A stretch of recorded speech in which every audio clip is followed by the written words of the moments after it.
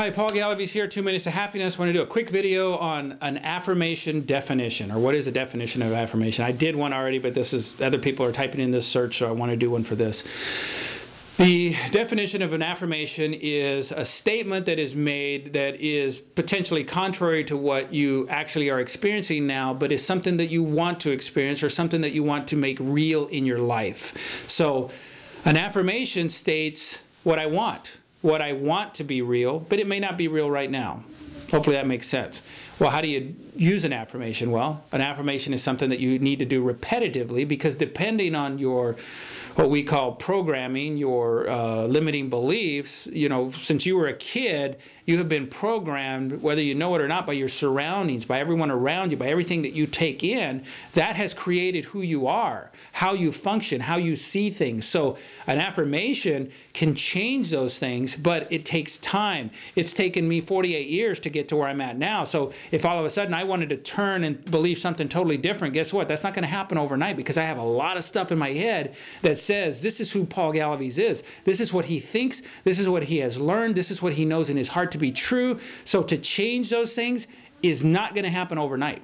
So the longer you have thought in a particular way, it'll take maybe not quite as long, but it will still take a while before you're going to change the way you have thought for that many years. So the sooner you get started, the sooner you're going to make changes. So a lot of people go, oh, that's just too much work, whatever. But the bottom line is in 5 years, 10 years, 20 years from now, you're still going to be the same person. So do you want to still be where you're at now? Do you want to be a different person? I can tell you, I'm not anywhere near the same person I was even 3 years ago, let alone 2 years ago, or even 20 years back. I am 100% different. I know a lot more, and I do not function in the same way I did back then.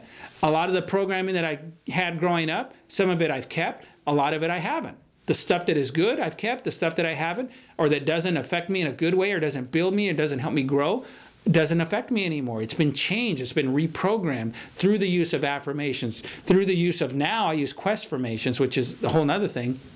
It's a product we use, which is an affirmation in the form of a question.